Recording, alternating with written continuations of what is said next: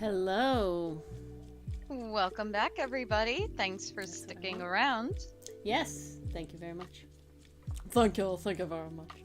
Alright, for sticking around. I think we lost dichotomy. No worries. I was talking with them on Discord, so. Okay. So they you showed off. You had it covered. That's perfect. Their the flute tattoo that we mentioned. Oh, sick. Okay. Thank you, Oscar. I appreciate it.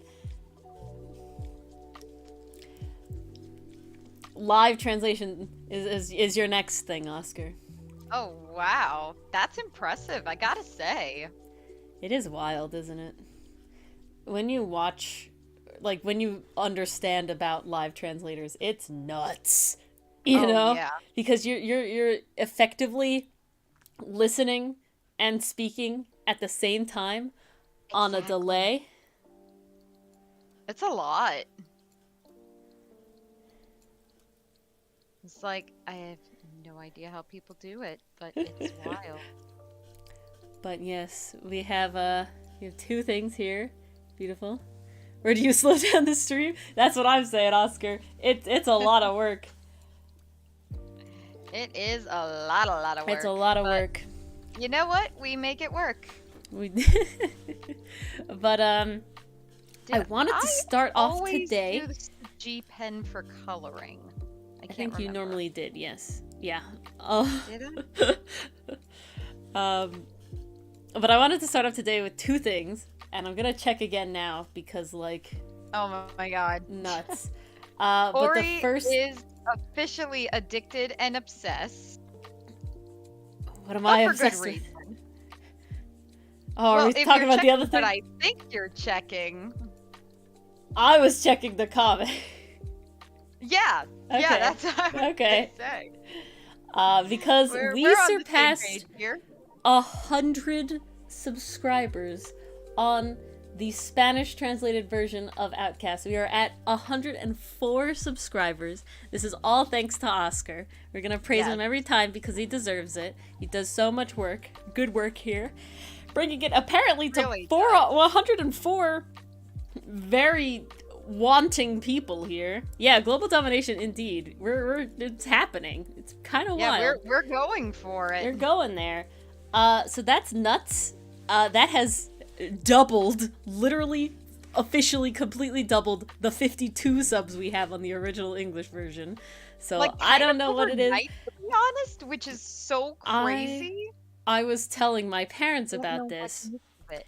and they were like, you know what? If it works, it works, and that's what it is. I don't know what it is. You know, Dylan really enjoyed Capitan Milano versus Captain Milano, so maybe it is a maybe that's just something. Who knows? It's a Could just better be ring like to it. Vibe. Yeah. Complete But it's vibe. pretty wild, and we actually got comments over there too, which blew me away. So Yes. very crazy, very Hence nuts. why Ori needed to translate for them. I was translating for Mars before, but that was my practice as well. It's fun to practice. Originally I was very sad because unlike on the English one, since a lot of you guys who are on stream, read it, or so the first one, would you like me to read them in Spanish to you, Oscar? Or would you like me to say the truth? I'll read them word for word in Spanish if we want. But, I've heard her Spanish. It's not too bad. Spanish is okay, please. All right. Me gusta mucho vuestro cómic. Me parece muy interesante. Además, el dibujo y el coloreado es fantástico. Oh, Seguid así. And then a little smiley and a little heart. how do you say I'm blushing in Spanish? It was very nice, I know. And then the other ones that's the longest one. The other ones are very short. The other one said, I think they said hermoso. And then one just said hola. And I said hola. And that was it. They were all so sweet. There you go, Mars. Me sonrojo is I'm blushing. Mesun rojo? Me sonrojo. Oh, me son Because I think it's Okay. sonrojirme? Harse. Sonrojarse? One of those. Okay. Like the first okay. comment is Spain. Ah, very nice, very interesting. But yeah, and then one just said hermoso, and the other one just said hola, XD. XD. Yeah, hermoso, thumb up, thumb up, We thumb up. always appreciate our hellos. I'm here. I was just so because I was like, wow, we have so many subscribers on the Spanish version, but they're not really like commenting or liking or stuff like mathematically compared, right? And then I was as like, soon as this you is kind of thought that, sad. And so I like looked through them all and found these comments, and I was like, oh, this is so nice. They're only from like 2 days ago, so it's like they're relatively new. It wasn't like I was missing them. And I was like, oh, this is so nice. But they're like slowly coming in, which is really cool. And I was just like, this is the craziest thing. I'm so happy. So nuts. So honestly, crazy. Anytime we get a comment on like the English version, the Spanish version, all of it, it's just like, yeah, anytime. Whoa. Oscar's alt account. I mean, it literally, the name of the account that said Hola XD is un random XD1. So I don't know. Kind of sus. Maybe it is Oscar. Who knows? Does sound a little suspicious. No. I don't know. I don't know. But yeah, so really, really cool. Oscar translated 2 more of the episodes, and they're up and ready to go. Be posted just alongside the other ones. So really neat, really cool there. Yeah, super fun stuff. Well, that was the profiles are pretty memey there. Introduction, if I do say so myself, Ori. Yeah, and with strong introductions. Yeah, probably the easiest transition we've ever had. We should talk about character introductions. Because not all characters are introduced the same, at the same time, the same way. No. Nor should Very they be. much so. Nor should they be indeed, because each character is unique and different, and typically their intro will reflect that. So we're not going to do like what we do on some other nights where I briefly break down a definition. I think we all know what an introduction is at one point. If we have consumed any kind of media, we know what an introduction is. But how do we do it effectively? What are we trying to accomplish when we introduce a character? Aside from the basics, of course, you want to know who the character is, but you also want to get a feel for what's their personality, what are they like, because half the time it plays a role in how you think you're going to enjoy the story. Actually, I can go on a bit of a tangent with this. We always talk about the scrapped episode. That was going to be our original episode 1, and looking back at it in hindsight, not a great showcase of Hotson's personality. It really didn't give him a whole lot to work with, a whole lot to do. It was focused too much on the gags rather than trying to convey some actual character. It was a very bad character introduction. So, off of that tangent, there are a couple things you can do in a character introduction. There's essentially 2 ways you can introduce them, just to keep it simple. You could do it through dialogue, or you could do it through action. Some people actually go for a mix of both. Something's happening maybe while the character is talking, and you're getting a feel for their personality through that. You have written many essays. Oh, geez. I'm trying to balance talking about this while also not missing stuff in chat. Well, I'll make sure that if any like questions come up, I will field them for you. So. Thank you much, Ori. Thank you much. Talking about introduction, you saw the 2 meters fossa? Ferrex? A Ferrex? I don't know Maybe. why there's a Ferrex down there, though. Ooh. A 2 meter Ferrex? Oscar, I will need you to elaborate. But, yeah, so some of the things you do in a character introduction, you're trying to capture the character's personality in essentially a quick snapshot of time. So the audience can figure out what they're all about and if they want to follow them on this adventure. Typically, I'm so sorry if you guys heard that. I forgot to turn my phone off. How could you? This is so unprofessional. Ugh, I know. I'm docking your pay. No, don't dock my pay. Please keep giving me pictures in the morning. It gets me through life. I have a backlog because you keep giving me ideas / requests. I'm so sorry. Okay, the Wolfwood Sour was all you, okay? Oh, no. The Wolfwood Sour was from you being like, I can't stop looking at it. I wasn't gonna do it until you're like, I can't stop looking at it. I've been looking at it for too long. And I'm like... You sent it to me while I was at school. I couldn't fully appreciate it then. Copy Lovecraft. Oh my god. Character introductions. Oh boy. So, to cut a long story short, sometimes a character just is what the box advertises. What do I mean by that? Well, when you introduce them, maybe your character is very upbeat and really likes to make the most of life, and that's how you introduce them.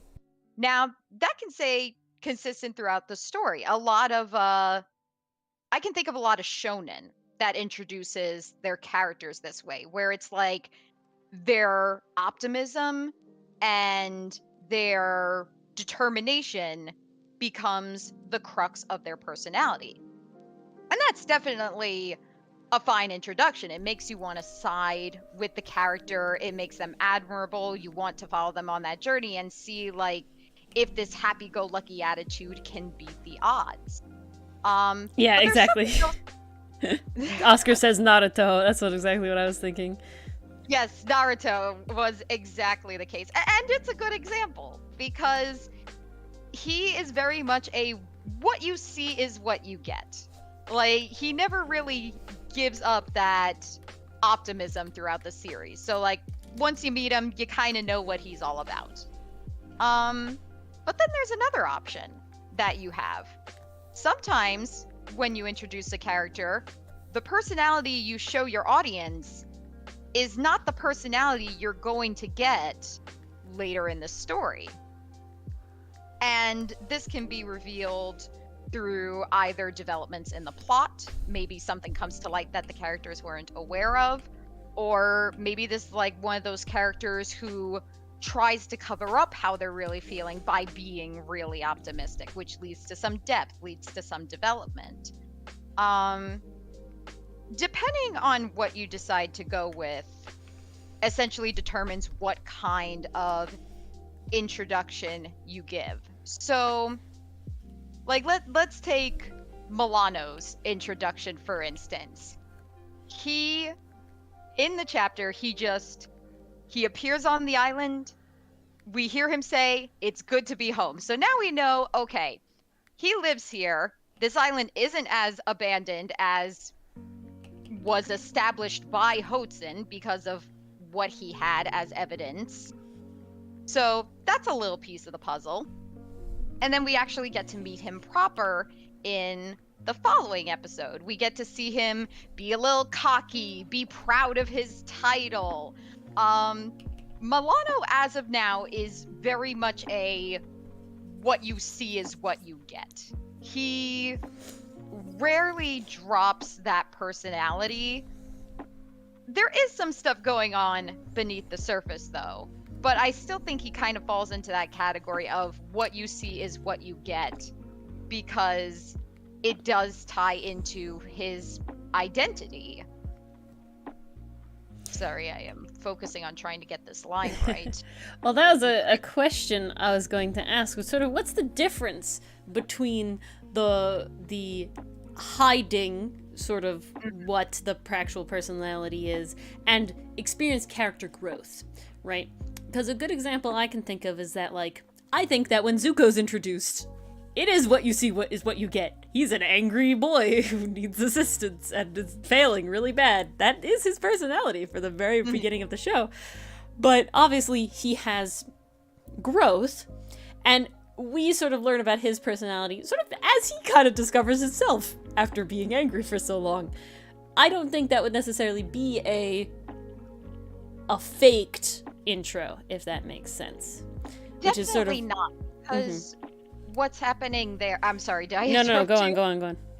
Okay, so what's happening there is it's acting as an introduction, but it's also acting as a setup, because you see how determined he is to catch the Avatar. You see what lengths he's going to go to and how determined he is to finish this mission to get his honor back.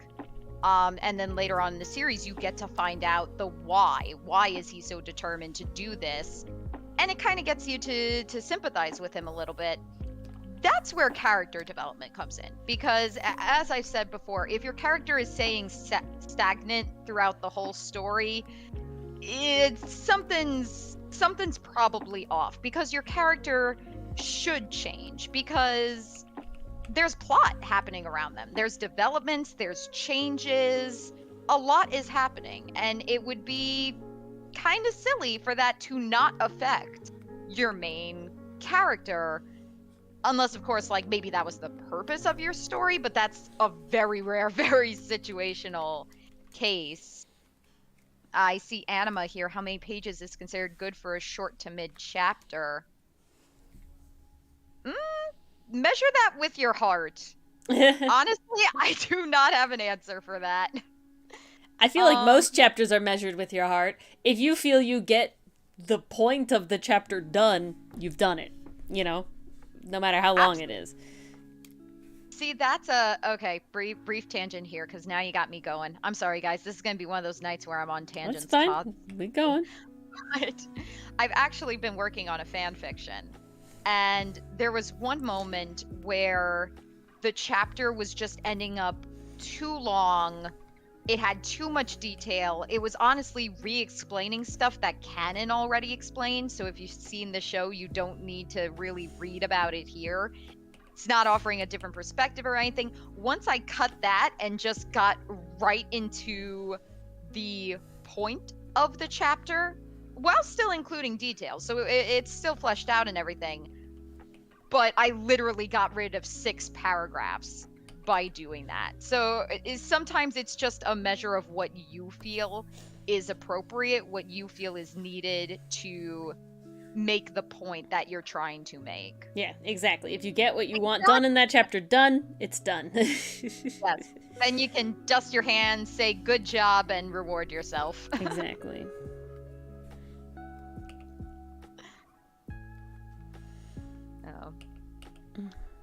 So I'm thinking back to introductions. With Hotsun's introduction, his is in that prologue. We see he's meticulously planning this trip. We see how nervous he is around Ulrus. It's little things like that that add up to who he is as a character. And what makes it impactful is those traits aren't just present in that one scene. It carries through. So when he's on the island, now he's making a list of what he needs to do to survive. It harkens back to what he did in the prologue. Now he's nervous around the callers. That harkens back to how he was around Ulrus, who was also a caller. So you kind of get the feeling with Hotsun, at least I hope, if I've done my job correctly, that there's maybe a little more going on under the surface, because he is a very reactive character. He hasn't really had a moment in canon to properly introduce himself, and I found this so funny. We got a message on Discord. It was Enthuse. It was Enthuse? Okay. Mm-hmm. It was Enthuse. So Enthuse, this one goes out to you. You had mentioned that people didn't know Hotsun's name if they were just going off the comic. If they never saw the stream, if they never saw our Instagrams, they had nothing to give them a clue to Hotsun's name. We never dropped his name in the comic. Yeah. We never dropped the name in the comic, exactly. So that was very much a purposeful move, because it ties back into his characterization that was set up in the prologue. Actually, there was debate in the original episode where he actually signed his first journal entry with like his researcher name because he was a very proud character. He still is to a point. But we decided to get rid of that, and even as of now, his name has not been revealed. But if you put yourself in Hoten's shoes, he's on an island by himself. He's surrounded by pirates and people he doesn't quite know if he can trust yet. And to make the deal even sweeter, they're also callers, which, as established in the prologue, we know he's a little uncomfortable around. So when you put all those factors together, would Hotson immediately come out and introduce himself right away? I didn't think so, personally. I thought he would keep that information private, kind of hold it to his chest. And no one's really asked him. Correctly. And no one's asked him. Well, they have a lot on their plate. There's now this intruder on the island that's threatening their way of life. Hotson's also focused on it as well, or, you know, he was, because, hey, this intruder could have stolen his research, and that's his hard-earned research. He did all that work. No way is someone going to take credit for something he did. Yes, Oscar, Hotson wants to go make a name for himself. Yeah. I wouldn't say he's not investigative, but he does like to research. As he likes having answers. Think of like a Darwin, right? Like a Charles Darwin. He wants to be a Charles Darwin. I think that's the best example. No, I would agree, because you know, researcher. Not where he's like eating all the animals though, but you know the idea of what we know Charles Darwin for, with like going to the Galapagos and being on his trip with his boat, the Beagle. How we understand evolution. Yeah, John Muir. You know, very where they're like these weird eccentric sort of guys that they just sort of had their group. You know, but they're not like, you know, you don't think about them as being like party people or anything like that. You know.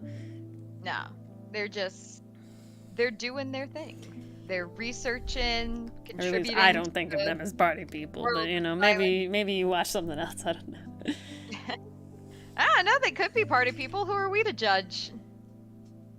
Yeah, exactly. Dude with a book and curiosity. Exactly. Exactly.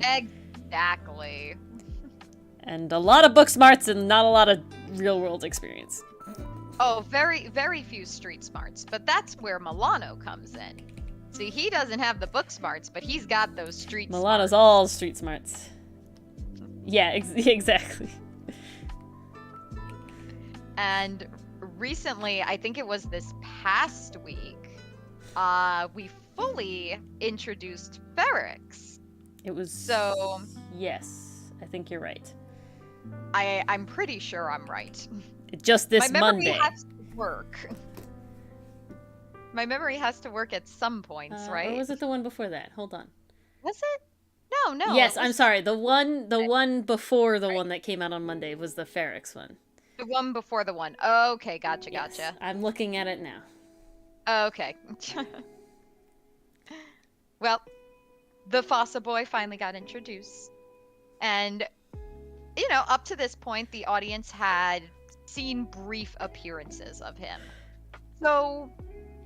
they knew he was around, but they didn't know who he was. Now, Ferrix, I would say his introduction is very similar to Milano. He comes right out and says, "Hey, I'm the first mate. This is who I am." Now the audience has an occupation they can associate with him. It's very similar to Milano's intro, where he was like, "I am Captain Milano. That's who I am. I am the captain." So very... very blunt, very to the point, not really hidden in any subtext that you need to sift through. Where Hotson, he's a little more tricky. You kind of got to do a little more inferring to kind of see who he is, which is fitting with his character because he does tend to keep to himself. I'm sorry, Oscar just said stretches and big cat, and I am dying. Oh my god. All I can picture now is when my cat Misty stretches. She doesn't stretch outward. Like most cats stick their paws forward. She plants her paws right in front of her, like she's about to, and then her legs go out, like toward the side. So Interesting. it's really weird. I have to get it on video one day. It's so funny. And she just kind of slides across the floor as she does it. That's so funny. It's Oh my hilarious. god. I'm trying to picture this, but I don't even know. Oh my god, she is a goof. She is an absolute goof. And rest assured there are more character introductions on the way, because we know Sinnott and Aster are around, but they haven't been fully introduced proper yet. So the audience doesn't have too much to work with just yet. Well, that's what I was gonna ask, actually.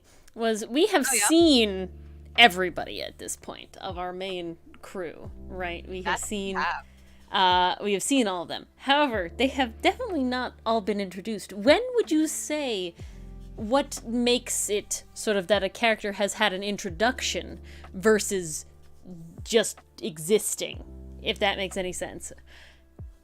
Okay, I see what you're talking about. Yes, spoilers. I would say a character has received a full introduction when you can assign a name to them and specific attributes. I would say those are the two most important things. And attributes falls into like personality traits, what they do. It's basically an umbrella term that I'm using it as. But those are the things that make a character. With their attributes, with their personality, you know what makes them them. You're able to tell them apart from other characters. That's exactly what I was gonna say, Enthuse. With your definition, Yeah. then, Mars, you're saying Hotson hasn't been introduced. Not proper. Definitely not proper.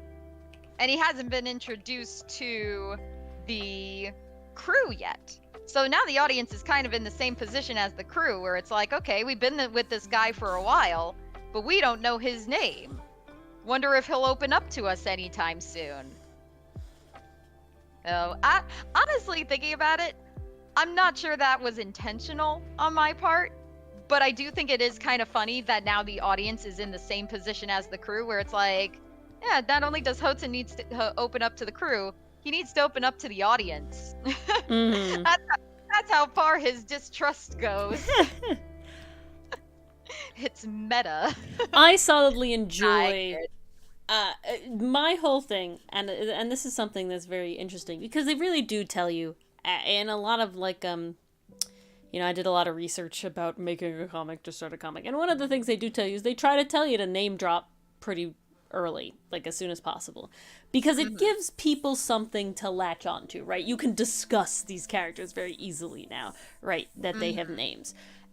And while that is true, right, I feel like the story that we are telling, the whole idea about how this essentially starts where Hotson is suddenly dropped into essentially a party that he wasn't invited to, right? And he knows nobody there at all. It was like he showed up at the wrong house. Dropped him off at the wrong house, Yeah. and then the Uber sped off, and he was like, shit, it's 1 a.m. and I need someplace to stay. Yeah. And so they're all doing their own thing, right? They're all the party goers, the crew, all have their own stuff to deal with. They found a rat infestation, right? And then, so he's just here, and he's cool, and he's like, I kind of had a bit of a rat infestation once, maybe I can help. And they're like, yes, sweet. But that's what everybody's preoccupied about, right? Hotson's preoccupied by, how do I make sure that these people aren't going to harm me in some way because I have no idea who they are, where they're from, or what their intentions are. And Exactly. the crew is like, holy shit, we can't let our house get eaten by rats. We have food, it's going to spoil. And so... That really is the way to describe it, isn't it? So, when you think about it that way, there's no way that Hotson has a organic way to sort of introduce himself, to want to, one, give up his name, and two, have somebody ask for his name. That's the thing, is he's essentially thrown into chaos. Yeah. He never expected to run into people on this trip. He was just like, I'm going to sail until I find something, anything, because he needed a topic for his research journal. He happened to find this island, and he's like, this is great, this is awesome. Crap, where's my boat? Now he's in a survival situation.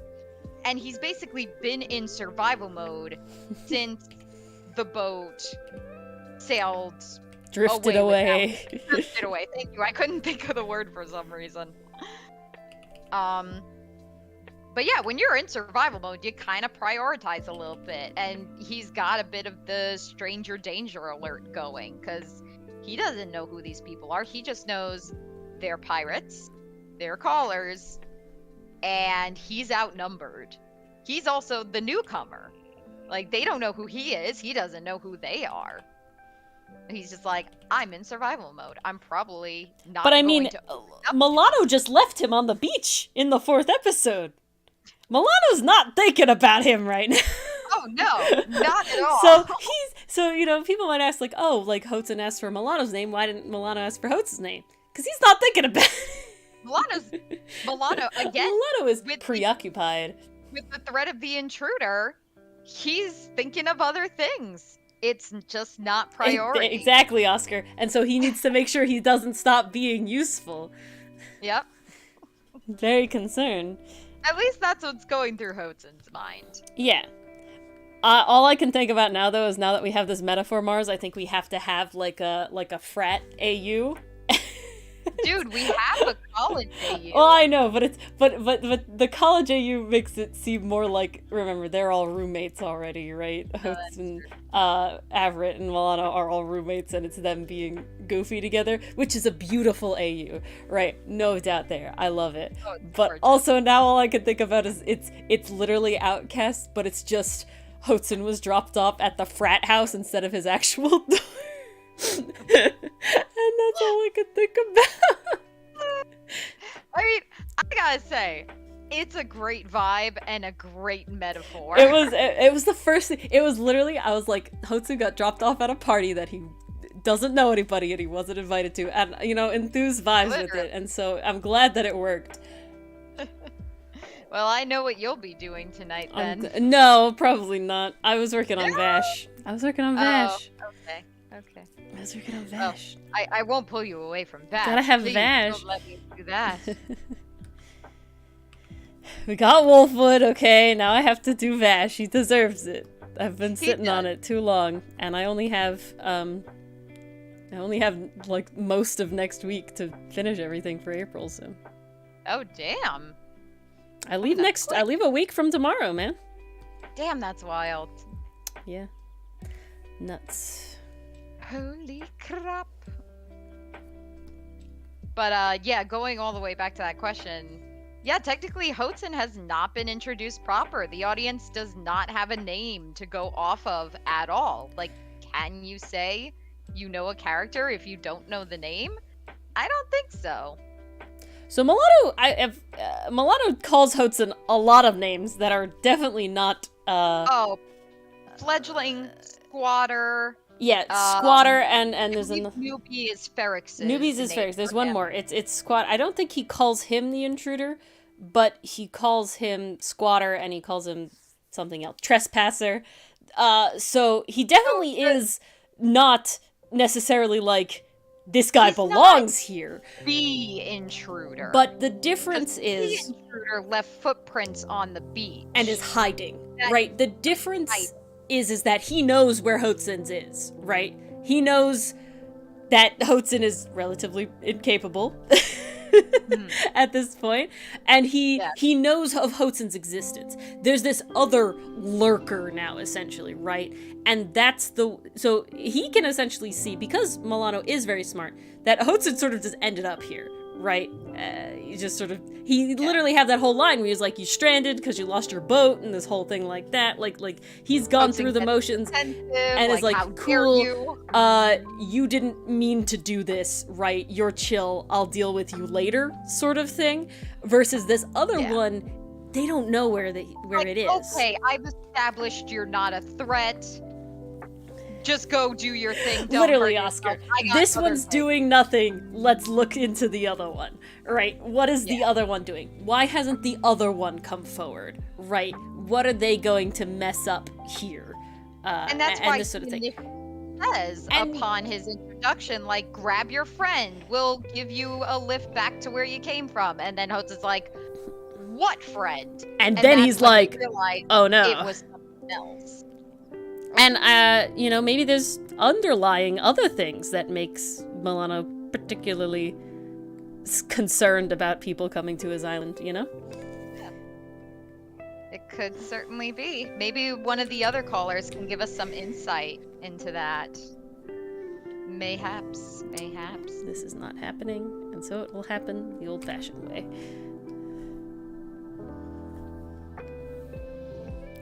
But yeah. What'll happen the old-fashioned way? My, this eye was not getting drawn, and so now instead of doing it the quote-unquote cheaty way that wasn't working, it's just not happening. It's just gonna have to be done the old-fashioned way. Such is life. Such is life indeed. Exactly, Oscar. Exactly. Yeah. You can see that Milano's relatively unperturbed about it at first, and then the second that Hosen's like, I came just me, it's like, oh, damn. Well. Skills. How is a caller avoiding us so easily? Exactly.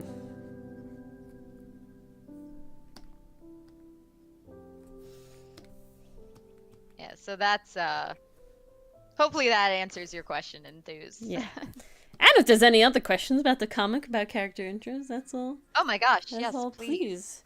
Ori, if you have any more questions, yes, I'm trying to more than happy think to about elaborate. it. You could also say your favorite character introductions from any media you have. Maybe enlighten us why you think it's good. Okay, one of my favorite character introductions is without a doubt Stitch from Lilo and Stitch. because it is literally chaos from moment 1 to moment 2, but also that he's intelligent, right? We see very quickly, because I'm pretty sure it's pretty early, we don't really see much of Stitch beforehand. We watch him crash into Earth as I just need an angel of friends and the nicest angels you have. Please, Enthuse, go ahead. And then it explodes and he's like, like right away. That sets up the whole movie of Stitch, right? Of this crazed alien sort of guy. The next moment we see Stitch, he gets run over by a truck. He's fine, and he learns, and then the third one is he learns to put in his extra arms so he looks more like a dog. So that's definitely accomplishing a lot. It's 3 very short things. He has no dialogue because he cannot talk, you know, in English at least, right? And so we have him being absolutely insane, and we know he came from space. We have him being pretty dang indestructible, and we have him being smart and capable of learning. In 3 short moments.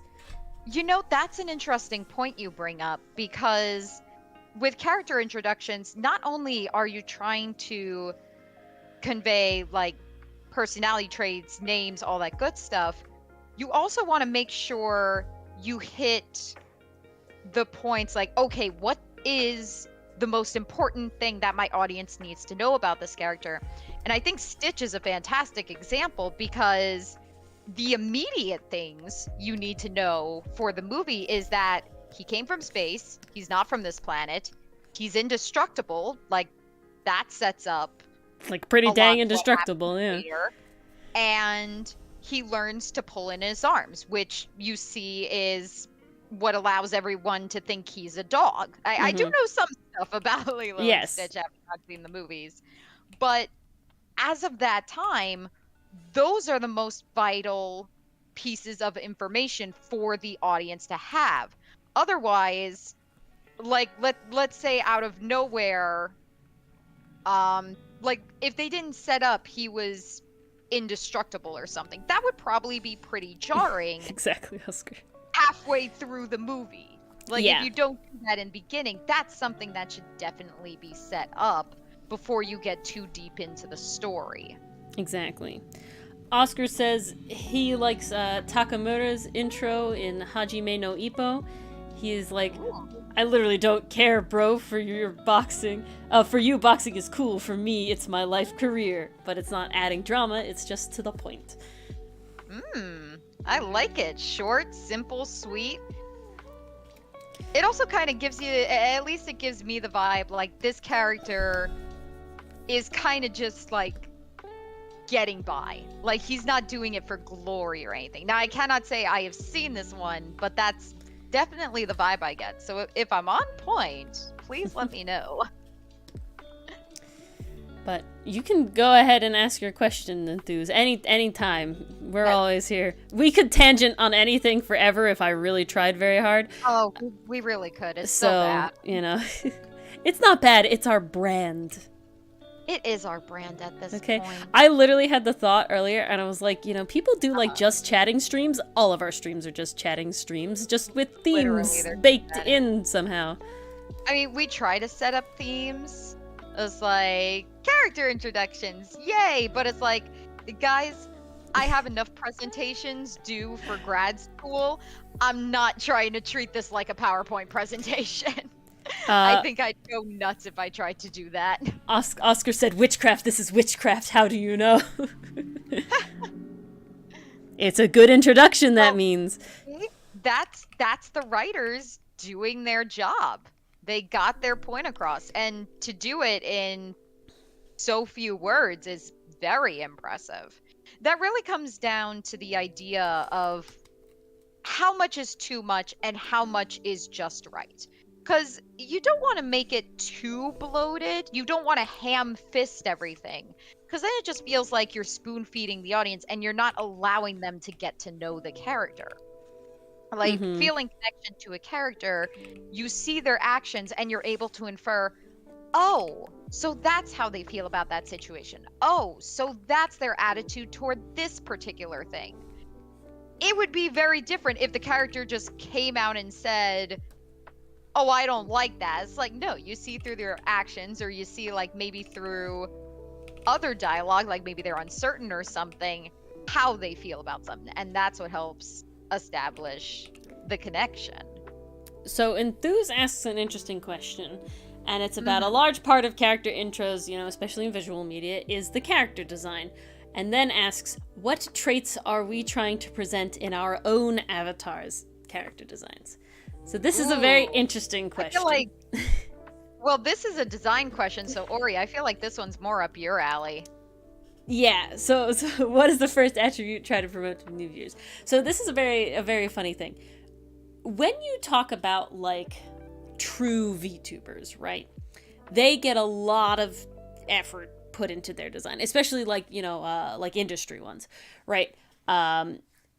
Because they're trying to be, like, a very cohesive, a very character, and all this sort of thing. They're building a brand. Exactly. They are building a brand.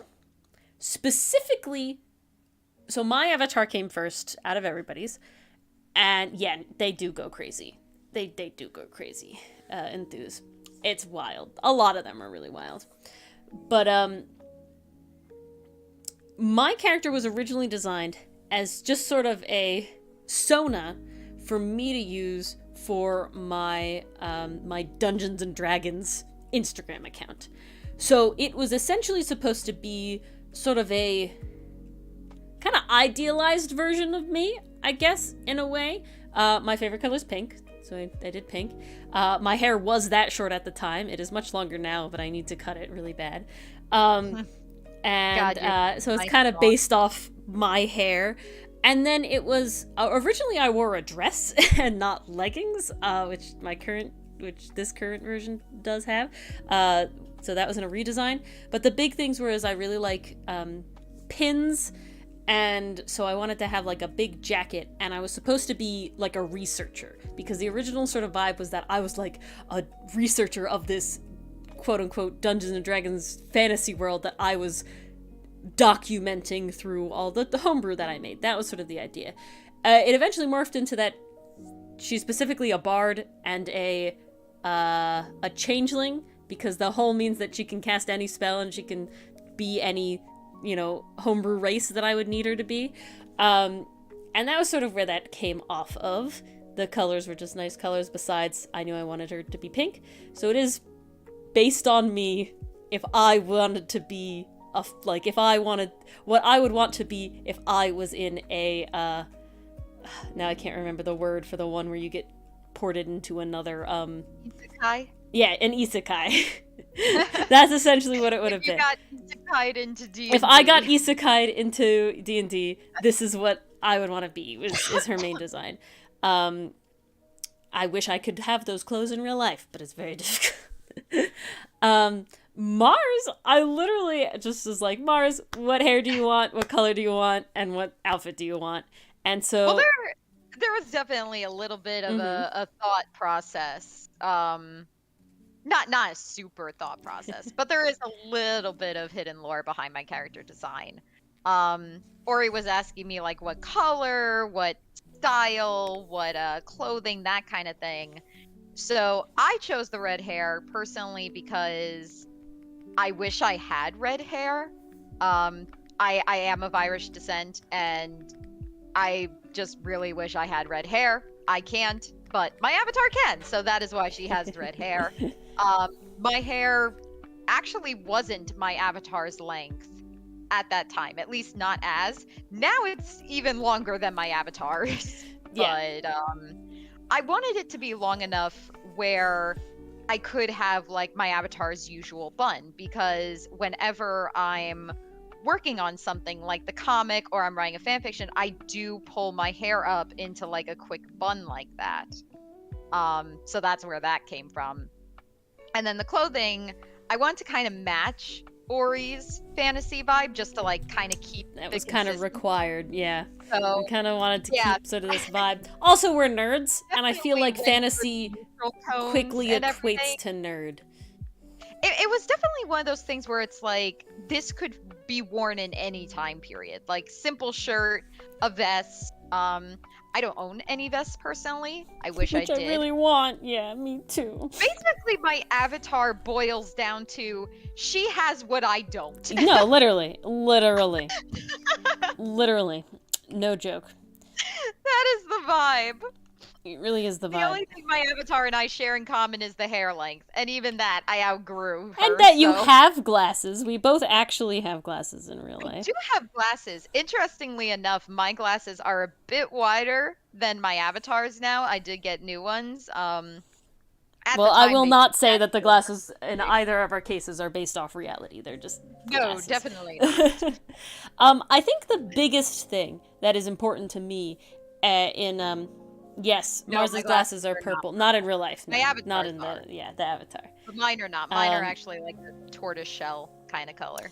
The biggest thing was sort of that the avatars came first, and then the biggest thing for me is keeping the colors, right? We each have 2 colors associated with each avatar, and they're both different. So even Dylan's is the one I probably got to design the most. Dylan was, I want to be a tiefling, and I said, yeah, sure, I don't care, why not? And then he wanted the specific set of horns that he has, which is based off a demon from Warhammer 40k. And but I gave him in his normal outfit that you guys never get to see anymore. He wears a suit vest with rolled up dress sleeves. And it does look very lawyery, though. And that's I don't feel like it's definitely put together. Exactly. It's definitely very lawyery. It's definitely very, like, put together, because he does, and he has a tie. He likes to wear, all that sort of stuff. And he looks put together. The rolled up sleeves to me, though, are still that he's, like, fun and that sort of thing. It's not full, right, put, together. Same with, like, having a jacket to me would be, like, a full, like, I'm serious, no, business nonsense. So those are the things that I did think about with that. Otherwise, like, I tried to give him kind of Dylan's hair. A little bit. I mean, it's based on Dylan's hair. Of course, Dylan doesn't have horns in real life. And he does fluctuate Wait, between he the doesn't? length of it. Yeah, I know, right? He puts them on just for show when people Oh. come over. I knew it. And so that's sort of what, yeah, I know, big reveal. And the other thing is that Dylan does have glasses in real life. However, I didn't feel like I wanted his tiefling to have them as a main thing. And, Oscar, sure. Because I felt that was a lot, that was too much going on in the face area. Characters, he'd have the horns, he'd have the stripes, he had the glowing eyes, you know, his hands are near his face. Like, I felt like that was just too much in one area to work.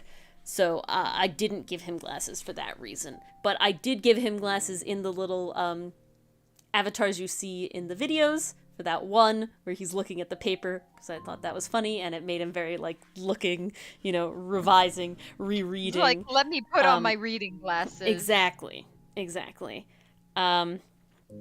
So that's how that turned out. Everybody has specific colors. I have the pink and the teal. Mars has red and purple. And then Dylan has, surprisingly, green and like a yellow. Green is his second main color, because otherwise he's a lot of black and white. And you don't want his suit to be red when he has red tiefling skin. Yeah, it's not a good decision. He was very sad that I made that decision. Not he really wanted Edgeworth's maroon/burgundy suit, whatever color you want it to be. And I said, Dylan, I'm very sorry. Your avatar just can't have that. It just wouldn't work. It's green, I guess. It depends on what... it depends on what monitor you're looking on. Maybe it's more green, you would say. The vest is what I would consider a light teal, but maybe that's me. What's the opposite of teal? What's the other one? It's not cyan. It's more green than that. Aquamarine? No, that's still blue. Okay. It's definitely on the green. Okay, maybe aquamarine is leaning towards it. Turquoise. That's a good word. Turquoise. Thank you, Enthuse. Yes. Okay. Turquoise is the word I would call it. It definitely depends on your monitor and everything like that. It leans a little towards the green because that color goes with pink. That's why I chose it. I also like that color combination. But those are the main things that I actually put in the brand now, is that there's specific colors. These sort of patterns, and this is really interesting. So you can see in the stream, right, when I remade this is actually based off a lot of branding I did for my D&D homebrew Instagram. That has the most branding effort that I've put anywhere at all, because it has a whole color palette and it has a whole thing. And actually what all those little symbols in the back are pins that I designed that represent every Dungeons & Dragons camp, or, you know, any TTRPG campaign that I have been a part of with the table that includes Mars and I and Dylan and two other people. It's every single one. And they're pins that on my full avatar's design you can see are all along the lapel of my jacket. I will get there. I think it's a very nice detail. Yeah, I just gotta find out which one it is. It's this one, I think. No, it's conference. There it is. Do-do-do. Oh, there we go. That's what I want. Nope. So this is the reference image. The reference sheet for my whole character. Oops. There, now you can see it all. And so if you can see here on this one, all the pins are on my collar. I have 2 and Mars has 2. So not 4, only 2. I can explain the reason for that if anybody cares. You never saw the boots? Yeah, well, you don't see my feet. You don't see below the waist very often. Bless you. And you Thank don't see you. the jacket very often for me either. Bless you. Thank you. But so yeah, so that's all the pins. And then here they are again, close up. So these are all the different campaigns that we've been a part of. Mars has not been a part of every single one of them, but most of them.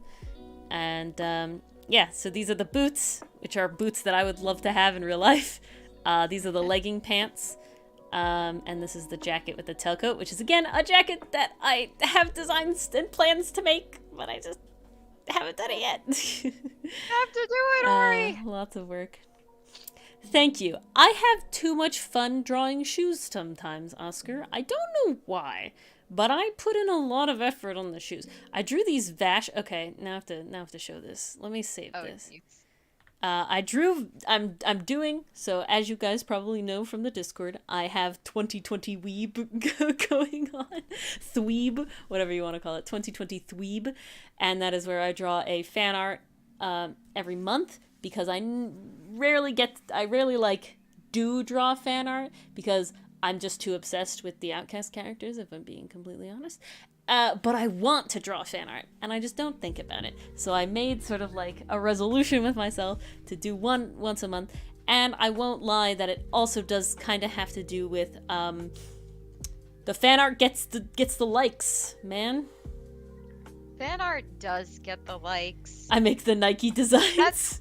That's the thing. You build a bit of the fan base. It's a pun on using 2023. the fan art, and then they'll accept your OC. Exactly. That's the ticket. Yeah, it's it was a pun on 3 and Weeb. I tried. I won't claim that it's good, but I did try. And so I did Randy Cunningham, which I'm very proud of. I did Reagan Arataka, which I'm also very proud of. And I did Fakir, which I like, but it's definitely not my favorite. I do like it, but it's not my favorite. Really? Yeah.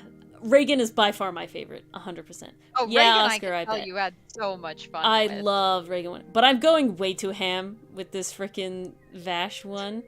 Here it is. I'm gonna end up making this my phone paper, just so you know. Every time you do that, I'm like, wow, you change your phone wallpaper so often. I literally never every change time it. I fall into a new fandom, it gets changed. I never change it.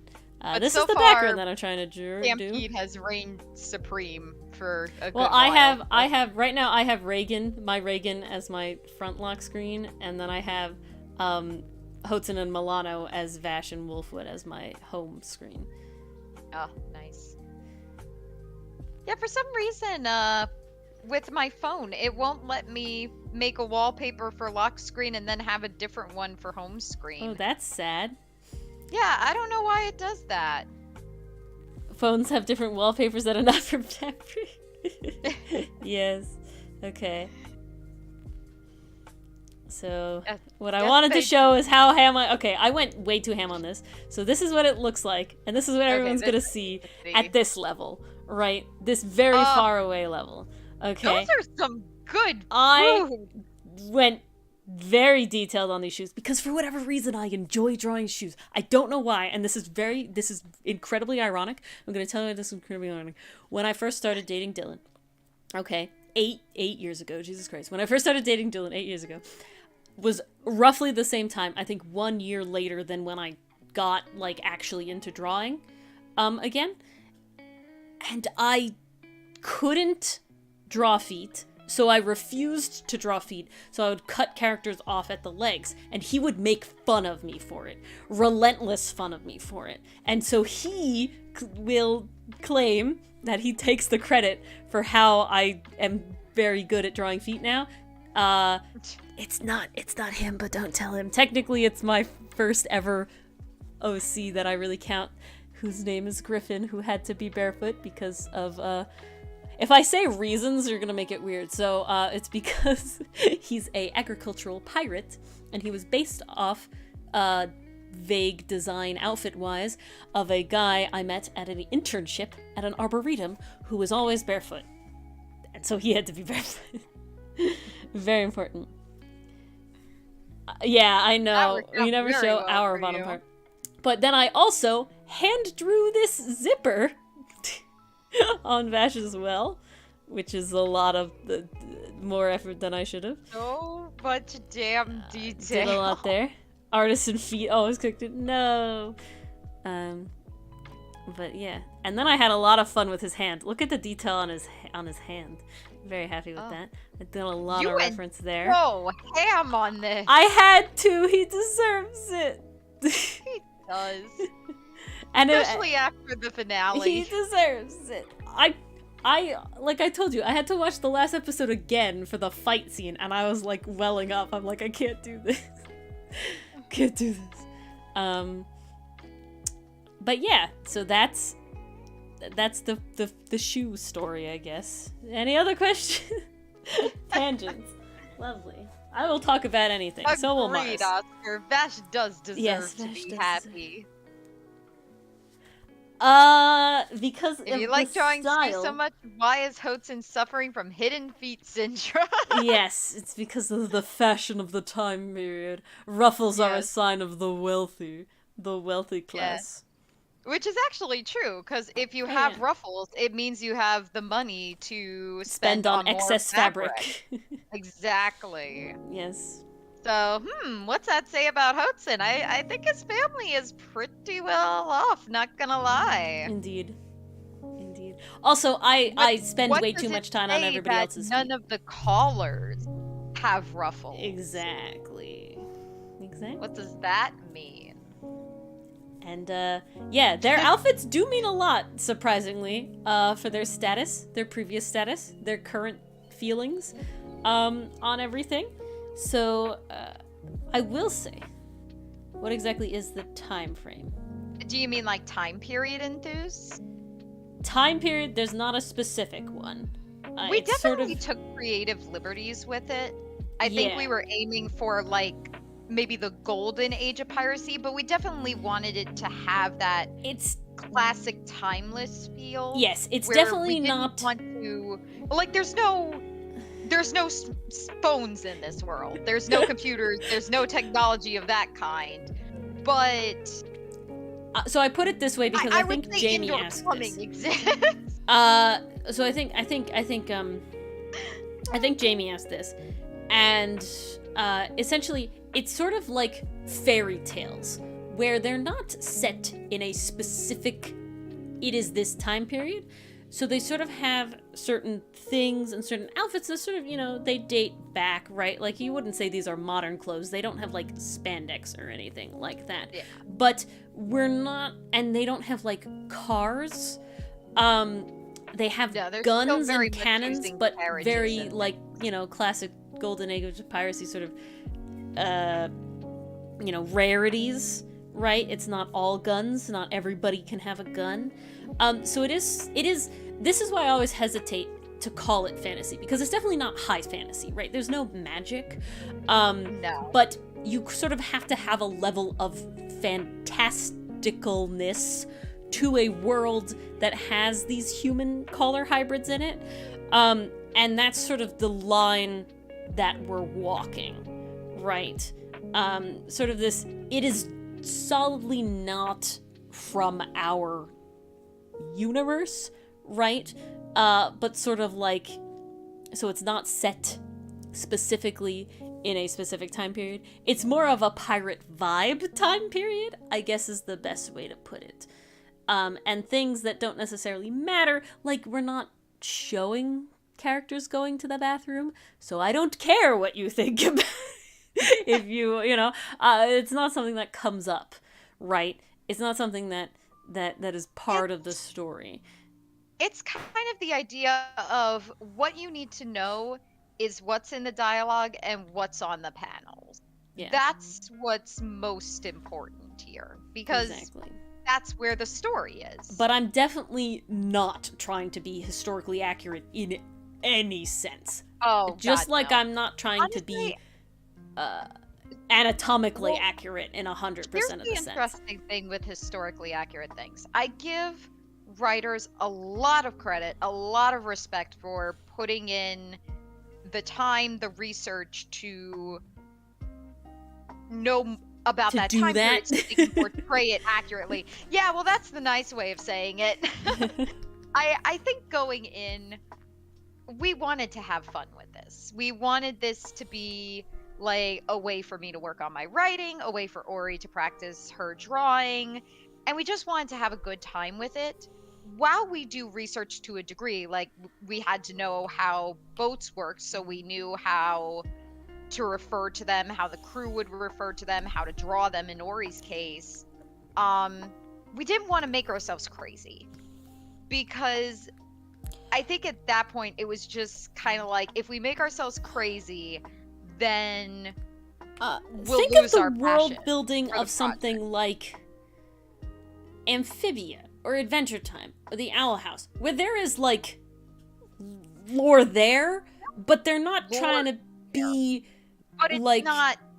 It's they're- not Star Trek. it's more important to be internally consistent than externally derivative, I guess is the word. That's definitely one of those interesting things, and I think that's a good comparison because, Owl House, Amphibia, they certainly have their rules, but they're very simple, and that's not a bad thing. Sometimes simple is good because it makes your story easy to follow, and you consider Disney's demographic, like that's an ideal way to tell your story. Whereas something like Star Trek, you have episodes upon episodes of lore, different planets, different races, different cultures in that show. Like, it's a lot to manage. And again, I give people who decide to take that route a lot of freaking credit. But I think for our purposes, we definitely lean more toward like simple internal consistency. Oscar, evil Oscar, no!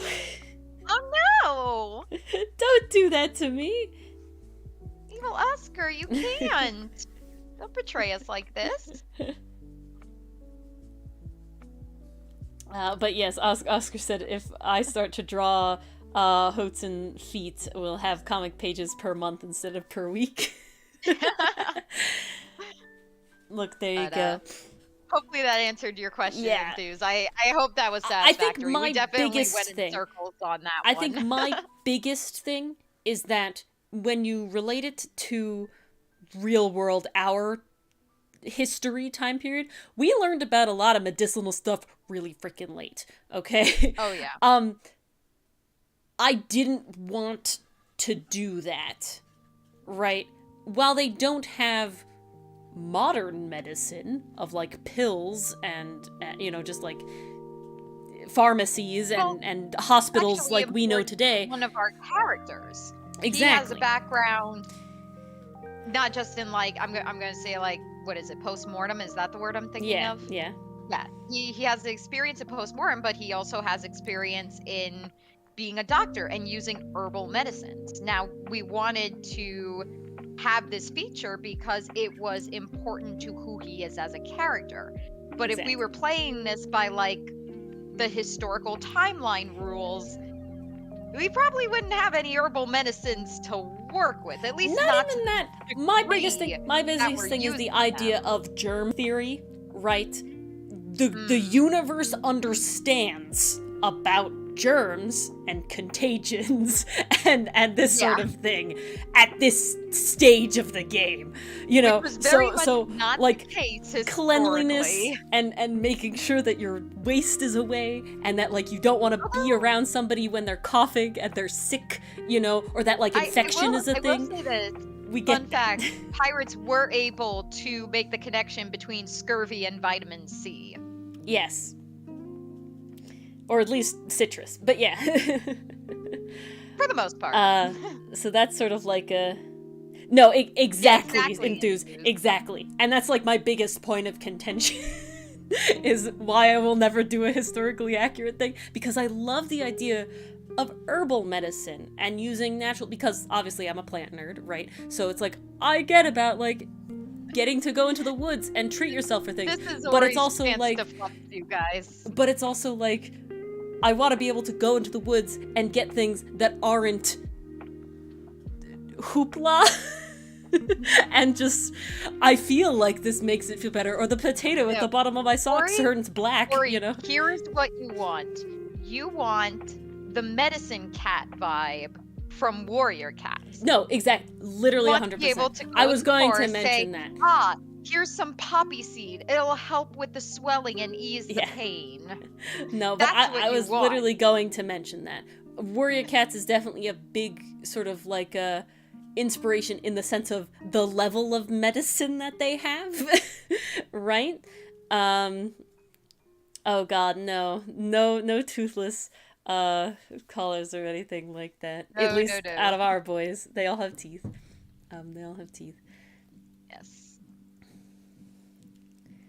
But I would also say, Oscar, technically, even if we were going more accurate, while it would depend on like a lifespan thing, so it probably age of. That's a cool thing. I actually did math on when each of the main casts, like animal that they're based on, reaches maturity, and then I like We actually I did multiplied. have a discussion about Oh yeah, that it's in there. in the very beginning. I multiplied it by like a human this. lifespan and got the respective ages when each of them would have. Now the reason for this is specifically because almost all of them have different feathers or scale patterns or skin patterns from juvenile to adult. So it's very important as when did Aster lose his baby, feathers?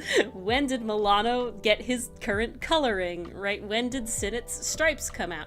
That is why I cared. For no other reason. It was a coloration thing. Because it matters a lot for birds, that's a big one. It matters a lot for, like, amphibians. It matters a lot for a lot of different things. So, surprisingly, a lot of characters. Yeah, exactly. So that is why that matters. In 20 years, he's like the wine. They have all hit their, they are all in their adult phase, every single one of them. Yes. They are all solidly adults. I don't think anybody, we have ages for them in the wiki for some of them. Sinnet is the youngest, at 18. Yeah, Sinnet is the baby of He the is group. the baby. Must protect the child. Must protect the child. Honestly, must protect all of them. My favorite thing is that Hotsun is the shortest, the probably most like, oh my god, I need assistance out of all of them, and yet he is not the youngest. Sinnet which is is just fun. over here flexing. He's like, Sinnet, there's a whole thing. I'm the youngest, but I still know more than you. There's a whole thing. It was like a skit on like a YouTube short person did, and it was like the therapy friend, right? And Sinnet is very much the therapy friend. Oh, big time. They're wise beyond their years, but ooh, are they keeping a lot in? They're keeping a lot inside. Yeah, maybe not the healthiest thing. Not the healthiest thing. I'm sure that won't backfire in any way in later chapters. Yeah, never. I mean, everyone knows when you bottle stuff up, it doesn't come back to affect you in any possible way. No. No, indeed.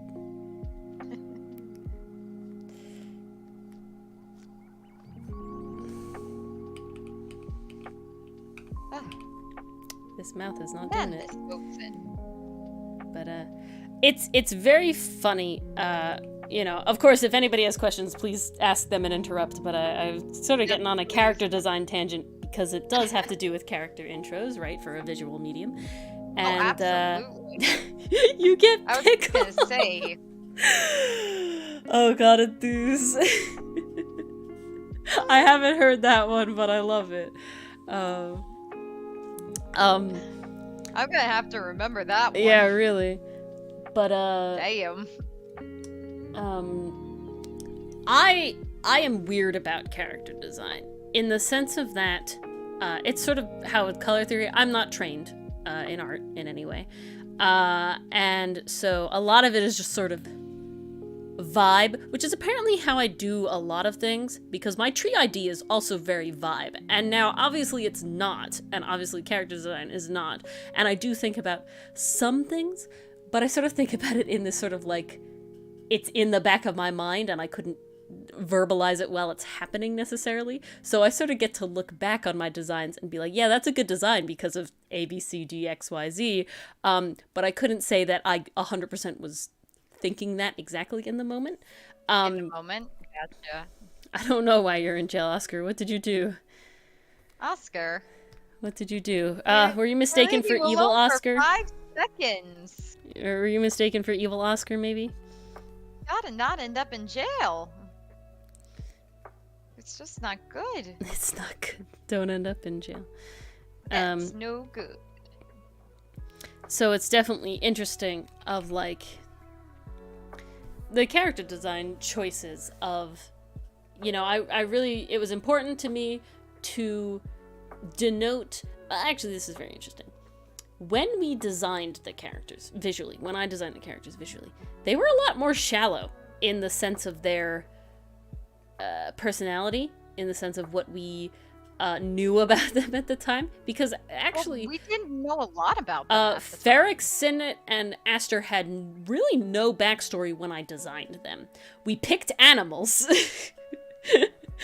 We picked animals, and I made them off of that we their thought animals. Sounded cool. Yeah, and that was really it.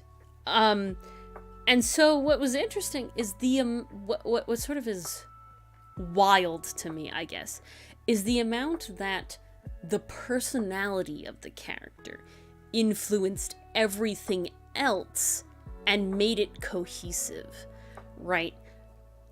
The personality of Sinnet is shown in his outfit, and then, by contrast, surprisingly accurately shown in his backstory, right? Same with Aster. Same with Ferrix. Sort of where they came, what their standing was before this, what their sort of life before they became pirates was. And, you know, finally same with Houghton. Houghton has a lot of stuff going on with his design, and it's sort of, you know, it just layers upon layers and upon layers on itself. So it's very interesting to think about how much everything in a story is connected, right? We talk about these bits and pieces, but when Mars and I actually talk about the comic, when we actually discuss the comic in any way, at any stage, it is in a very incredibly holistic view, right?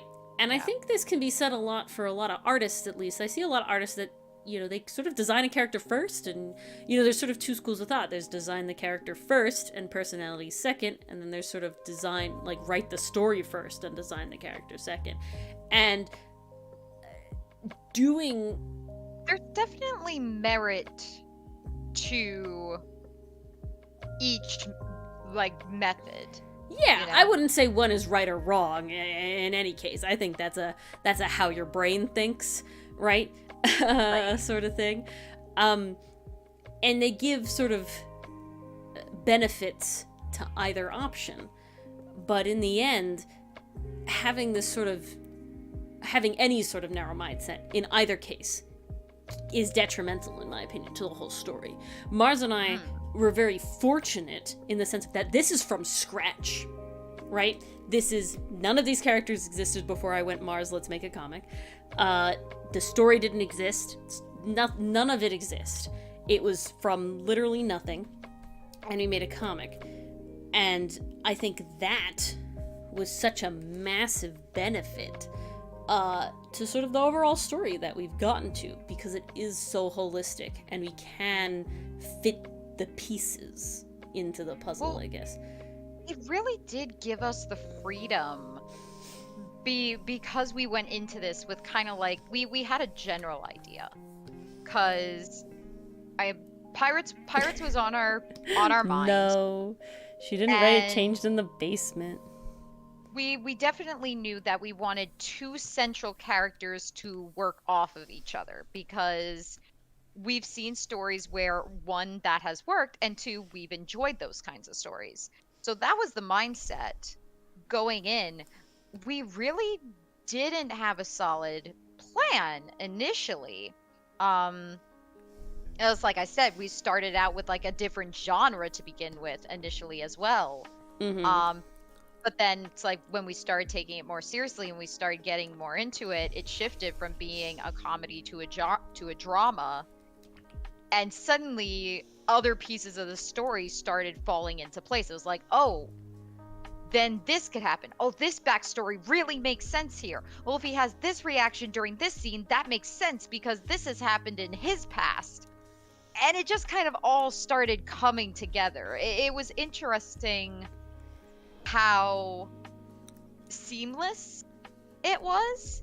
And I think that's because you and I both have had a lot of exposure to different types of media. Like, we've heard many stories where we're like, okay, we can now see the connecting pieces in our own story and make that happen. I'm curious, Mars. That makes sense. It makes sense to me, and this is sort of something I'm curious about for your sort of process in the whole deal. How much would I guess, how much is calculating, I guess, is the word that I would use, instead of that, like, how much during the process are you actively thinking about these things versus you're just doing it and you sort of get to reanalyze your work later and be like, oh wow, I did those things. So sometimes I will admit there are some things that are very calculated. I would say the Ferrex hangout is a good example of that. It's actually a good example of kind of both happening simultaneously, because I knew. Okay, so little bit of a heads up with the Ferrex hangout. Ferrex, as we will see, is not too keen that Hotson is around. He's not happy that this newcomer is here. And I think they could get that from our first hangout, our first Ferrex. Okay, just clarifying. But over the course, he'll see how Hotson reacts to them and how he reacts to their friends. Now, Ferrex is the last hangout of the lineup, so Hotson has already been with Aster, with Sinnit, and he's put his foot in his mouth a couple times. So my goal in writing the Ferrex hangout is this was going to be Hotson's you got called out moment. You got caught with your hand in the cookie jar, and Ferrex is going to be the one to deliver that, because as he is as a character, he's the only one who can take Hotson down a peg in that way. Milano can't do it. He's not really around. He's not really paying attention. Sinnit can't do that, at least not in a blunt way. He's got the customer service smile approach. Aster not the personality for it. Also not the personality for it. Not the personality for it. Aster as well. He hides. As you'll see in the Aster hangout, when Hotson puts his foot in his mouth, he's just like, yeah, and then doesn't talk again. So he's very much I don't want to deal with that.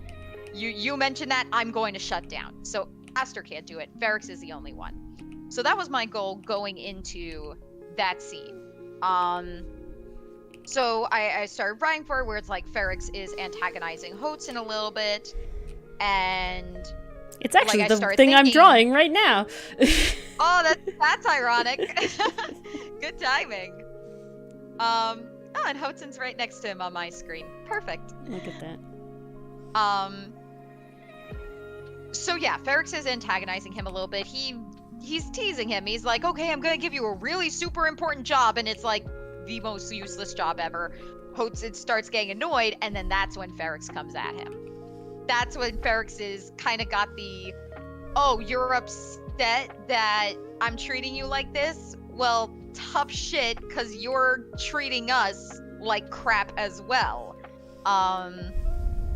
Definitely not said in those words, but said in Ferrex's words, where there's a lot of connection, there's a lot of reference to things previously said, and there's also some insight into how this world works as well. Without giving too much away, Ferrix has a line where he says, like, that's why we're here. Like, it's one thing when you go to port and you get those looks, you expect it. It's another thing when that look invites itself onto your island without so much as a hello or something to that extent. Because it's like, the idea coming across there is that Ferrix has experienced that prejudice. He's experienced that attitude from others on the mainland, and he's reached a point where he expects that now. And he's like, okay, cool. That's what happens to me when I go to port. I can't change that. The island is his escape from that.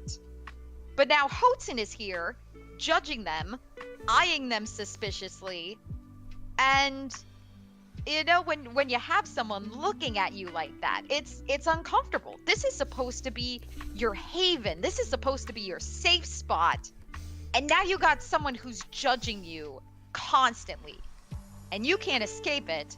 Not only that, your captain just told you he's going to help you for the rest of the day. So that was very much a moment to bring it all back to what this originally was. Once I started writing that, because I had the goal in mind and I knew what I wanted Ferrix to say, that part was pre-planned. But the words that Ferrix was saying was very much not. At that point, it very much became, he ripped the keyboard from me and just, like, started talking. Like, that was the moment my fingers were flying. I went back to check it, and there were some minor tweaks just to make it sound a bit more Ferrix. But for the most part, I was like, oh yeah, that relates back to that, and that relates back to that. And I think the reason that happens is because you become so familiar with your story that you know it inside and out. Like, you know it so well to the point where you make that connection subconsciously. You don't even need to think, oh yeah, I have to make sure I relate this back to that. Sometimes you do. I mean, that's certainly part of the process. And then other times, it just comes from you because you know these characters, you know the story, and you know what you want the end goal to be. So sometimes it just happens. It's interesting. It's very interesting in the moment to kind of realize, like, wow, this is just coming from me right now. Like, I'm not even stopping to think. I'm on a roll. Like, that's that's the zone. That's like being in the zone is the best way I can describe that. Very long-winded way to answer your question, Ori, but hopefully it was satisfactory. Yeah, I sort of have three things that I, like, specifically thought about when I was designing the characters visually. And that was, they all had to have different eye shapes. That was very important to me. They all had to have different face shapes. That was also very important to me. And they all had to have a specific color. And the reason for this is because same face syndrome, I really don't want to have it. I want you to be able to tell who they are, what they are, in multiple different ways, in many different places and times and whatever. I want them to look different.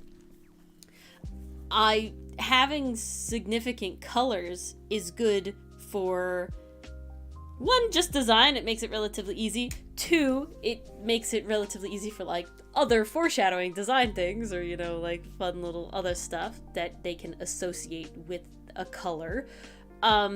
It's very common. I bet you guys have noticed. And those are, like, the very big things to me that I, like, sat here and was like, I am thinking about this. The rest of it came from for all the callers looking at the animal that they are. Was probably the biggest other part of it. What features I wanted to keep, what features I didn't want to, how to incorporate them, yada yada. All that sort of stuff. All very important. And that sort of made them what they are, mostly, in sort of that way.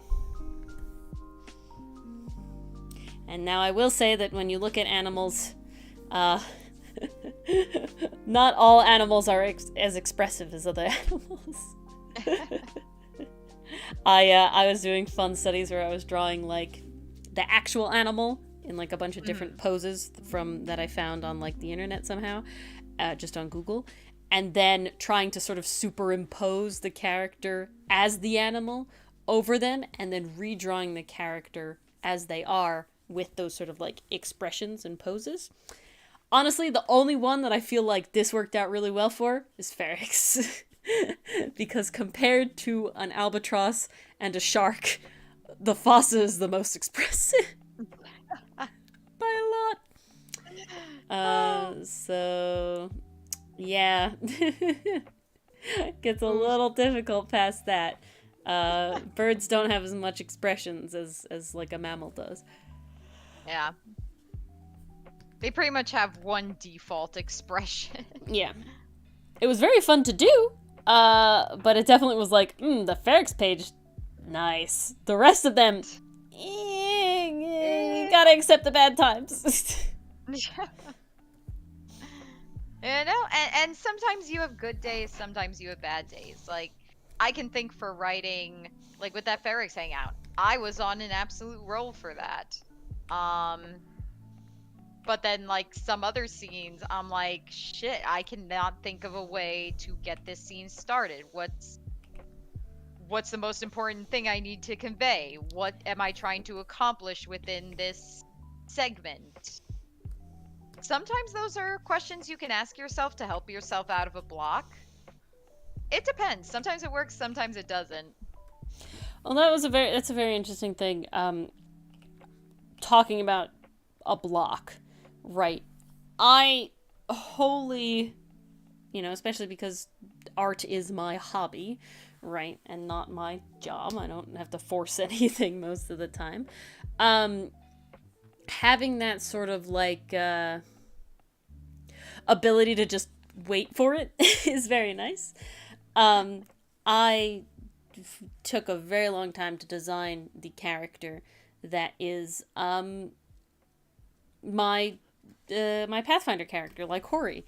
It just wasn't happening for a very long time. Until one day I went, I want to draw like Ori. And I figured it out, and I went and I spent way longer than I expected to, but because I was enjoying myself. Thus, I haven't drawn like Ori's Eidolon, summon, follow.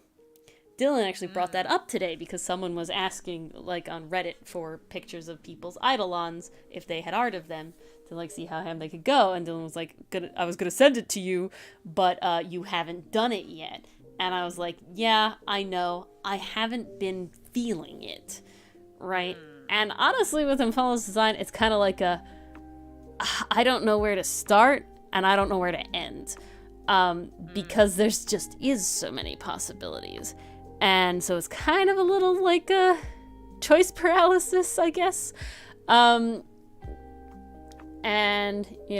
not wanting to be a sparkle dog, but wanting to go as ham as I can. And it's like a whole deal. So I just haven't done it yet. And he's like, we should, because he comes over tomorrow, we hang out tomorrow. He's like, we should try and design it, like talk about it and do it tomorrow. I'm like, yeah, no, we're not doing that. He's like, why not? You should. And I was like, because I don't want to. Right. I'm not feeling it. Trying to force me to do it is just going to make it unfun and just going to prolong the not wanting to do it. And that can very much be what happens. Like, there are times where in our business meeting, and it's like, I know I'm supposed to work on this script during this business meeting, but nothing's happening, and I'd much rather color the comic, or I want to write a wiki, or I want to do something that's not this script right now, because it's just not coming to me yet. Yep. No, and it happens. You need those other distractions to work out of a block. Because I had the longest block writing fan fiction for a while. Until Vash. Well, one, until Vash, and then two, I kind of realized, like, in terms of fan fiction, I couldn't compare myself to other writers. Yeah. That like for as seriously as I talk about Outcaste on here, and for all the advice I give on here, you know, it doesn't always apply to fan fiction, because fan fiction is supposed to be fun. There are certainly people that take it seriously, and there are certain people that make whole stories with character development and stuff like that. But I realized that was putting a lot of pressure on myself, when originally it was just something I wanted to do because, one, I could, and two, I found it entertaining. And it was a release for me, because most of the time I'm writing diagnostic reports or research papers, Hmm. and fictional writing is very different from that. But all of a sudden my release was becoming my stress. So once I changed my perspective on that, it definitely became a lot easier. That actually reminds me of an interesting what I called a fan art epiphany that I had. Mhm. And it was the fact that I always like look, and Mars and I send each other fan art all the time, and it's always like, wow, like there's so much good fan art. Like I feel like I'm not doing enough, I guess is the way that I would put it, right? It's like, wow, all these great fan arts, there's all this cool content out there, cool stuff. I should be drawing more fan art. That's like how I should, I'm an artist. I appreciate this show or this comic or something. Like obviously this is how I'm supposed to like show appreciation and all this stuff. This is how I show I love my fandom. Yeah, this is how I'm supposed to do characters. that, right? I had a realization, and that was the idea that that's multiple artists, right? Does that make sense? I can consume an incredible amount of, I don't know, let's say Vash, fan content, right? But we're talking, this is from, tens of artists. I'm gonna say tens because I don't follow that many people. But, a lot of different Really? people. Sure about that? Yeah. On the account that I look at the most, I have I only follow 240 people. They're definitely Only 240 okay. people. Not every single one of them is Vash. You know what I'm saying? But like, No, I getcha. I just find the benchmark funny. That's all. but the point is that like, or Genshin Impact stuff. So many people draw Genshin Impact stuff, so I can consume an incredible amount of like Alhaitham and Kaveh content. And so I'm sitting here like, wow, I'm doing nothing. I love these characters. They're really cool. I love the design. I admire all this art so much. Obviously, the way that I have to show my appreciation is by doing this, by making fan art. But if you don't want to, then it's not fun. Exactly. Then why are you doing it? If you're not appreciating it, there's a reason that Vash piece is unfinished, and it's solely because until today I did not want to draw the background. I really didn't. But something in me today was like, honestly, okay, this is a very funny thing. 90% of my motivation comes from procrastination on something else. Because it's like, I don't want to do this one project, so I'm gonna do this other one. I rarely have a full art block. I rarely have I can't draw anything at all. I just can't do it. I don't want to. I'm uninspired. I rarely have that. I have once or twice, and in my opinion, my thing is push through and just doodle something, because otherwise you can stew in it, and I don't have the luxury of stewing in it for that long. And I'm also very terrified of losing my ability to draw by like being rusty. So that is a fear of mine. But sort of the idea of that, it's like, okay, I don't want to work on the comic and draw backgrounds. Well, I don't want to draw backgrounds, so I'll do line art on a different one. I don't want to sketch the next comic, so I'll shade this one. I, don't want to draw something else, let's work on Vash, right? Like it is all procrastination on something. Not all of it, but a lot of it is. See, now you see the true reason we have a backlog. That's not the true reason we have a backlog. Don't downplay how much effort I put into that backlog. The true reason we have a backlog is because in June of 2022, I went, oh shit, it's 6 months until our launch date. We don't have enough content. How many episodes a day do I have to do in order to finish this? And went fucking ham. But I also had a sudden uptick of a lot of free time in that span as well, so it helped me out there. If I didn't have that amount of free time, I would probably be a lot more stressed right now, compared. But I get to look at that beautiful 7-episode backlog and just feel relief.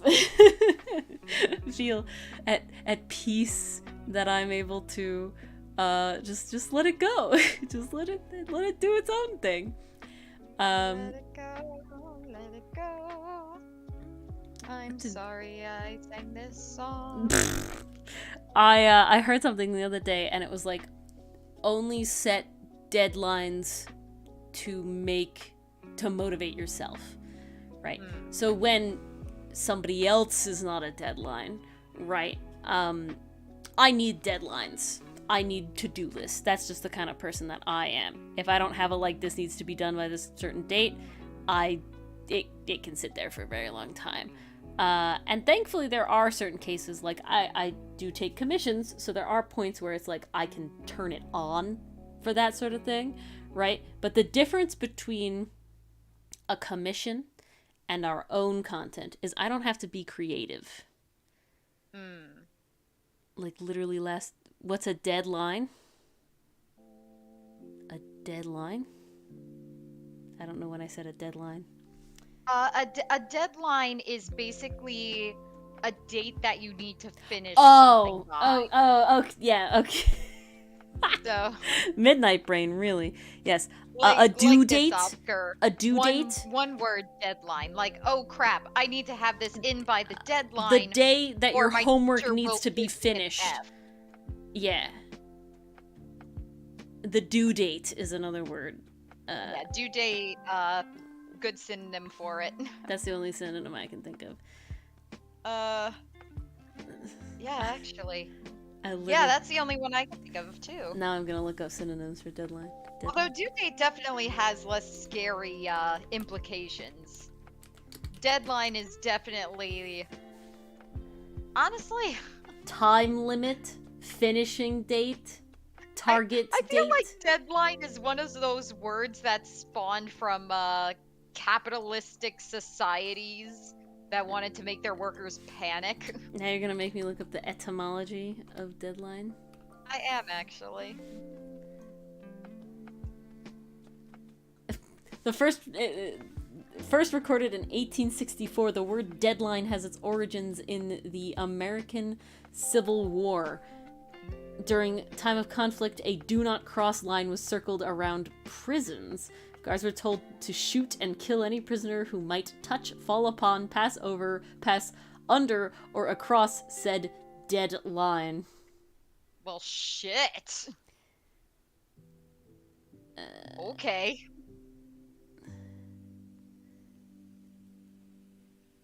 It's apparently from English newspaper jargon. American English newspaper jargon. Ah. Yes, perhaps influenced by the do not cross line from Civil War prisons.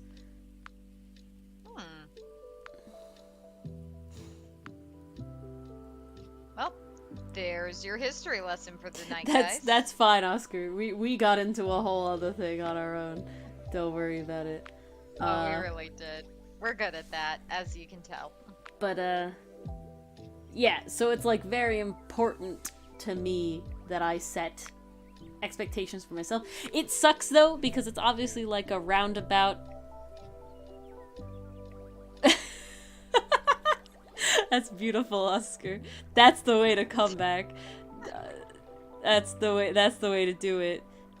That's beautiful. Top tier. Yeah, the only problem is that when you miss your own deadline and then you get stressed about it. So, Yeah, that's double-edged sword, but unavoidable. The worst for me is self-imposed deadlines that then I feel affect other people. Oh, you mean like group projects? Yeah.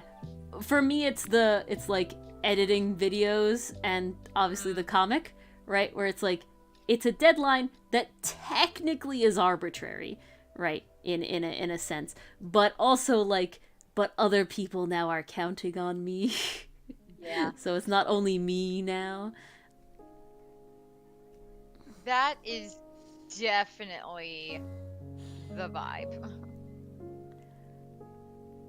Ahorita? Like not... Is that the synonym? Ahorita? The little now?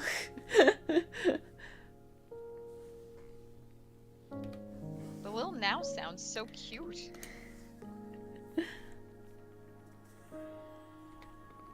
I mean, that's what it like. Ahorita. Yeah, right now. Okay, there you go. Right now. Okay.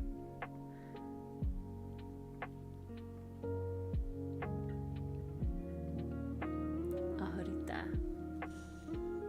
It's a space-time period between right now and probably in a month.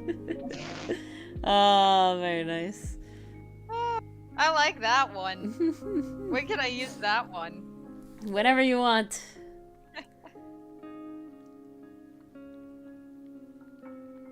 Oh, excuse me.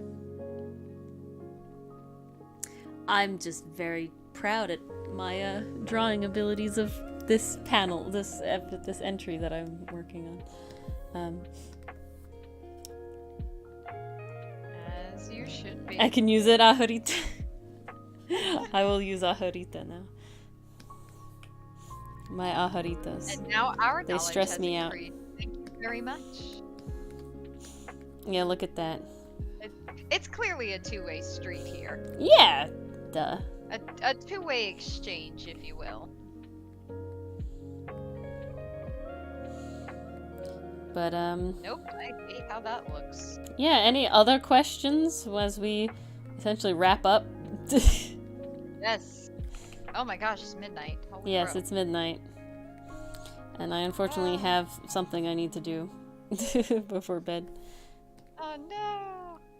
Yeah, it's a commission thing that I just won't have time for tomorrow. That I was like, I'll give it tomorrow. So bad decisions, but you know. Oh boy, I'm having time with this. Follow 10 the p.m. curve. Well, you're lucky, Oscar. I wish it was 10 p.m. I'm If it were envious 10 of PM, time you just zones. Get started on Comic Corner. That is true. I'm envious of time zones in like a time travel way and not an actual way. You know what I'm saying? Like, I wish I could snap my fingers and it just is 10 p.m. now and everything is still good. Like, I still did everything that I, like, have done already. Like, I don't go back in time. But it's just like... You don't want to undo any of yeah, what I just occurred. suddenly You have just 2 want the more time hours back. before midnight. Yeah. Yeah. Exactly. But, alright, guys, with no other questions, I think that's where we're going to end up. If you haven't read our recent episode of the comic that came out on Monday, you very much should, please. Yes. I please like do. it. It's very nice. We're not biased, I promise. Yeah, just keep moving. Oscar, keep moving the meridian. We will next see you guys on Sunday for Drawing and Dragons, where I attempt to make Dungeons and Dragons monsters hot. We'll see if that works. Who knows? This is going to be interesting. Apparently, I've done pretty well with other stuff, so who knows? Scared, but I'm also intrigued. Yeah. If you knew, I think only Jamie subscribes. If Jamie, if you're here, new Ko-fi thing got uploaded. I moved the date. They were originally on Fridays, but it's like, no, I want to be able to have the possibility of Jamie coming into chat screaming at me about it, and so, beautiful. All for you, Jamie. All for you. Tomorrow? In You're, a week? you're No. a target demographic. Yeah. It's all for you, Jamie. No. But yeah, so we'll see you guys on Sunday. A new Ace Attorney Yes. video tomorrow. Don't forget that. New Yes. Ace Attorney video tomorrow. It is the epilogue of Turnabout Goodbyes. The very end. That finally So finished that good. whole thing. So you don't want to miss it. And we will see you all on Sunday. Good night. Yes. Thank you for listening to our ramblings. We'll see you Sunday. Good night. Good